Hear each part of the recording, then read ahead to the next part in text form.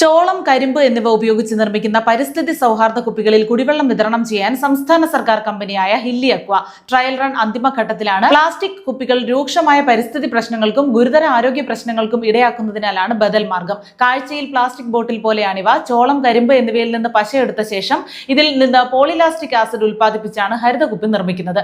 ജലവിഭവ വകുപ്പിന് കീഴിലുള്ള പൊതുമേഖലാ സ്ഥാപനമായ കേരള ഇറിഗേഷൻ ഇൻഫ്രാസ്ട്രക്ചർ ഡെവലപ്മെന്റ് കോർപ്പറേഷനാണ് ഹില്ലി അക്വ കുപ്പിവെള്ളം വിപണിയിൽ എത്തിക്കുന്നത്. വൈകാതെ പ്ലാസ്റ്റിക് ബോട്ടിലുകൾ ഒഴിവാക്കി ഹരിതകുപ്പികളിൽ കുടിവെള്ളം വിപണിയിൽ എത്തിക്കാനാവുമെന്നാണ് പ്രതീക്ഷ.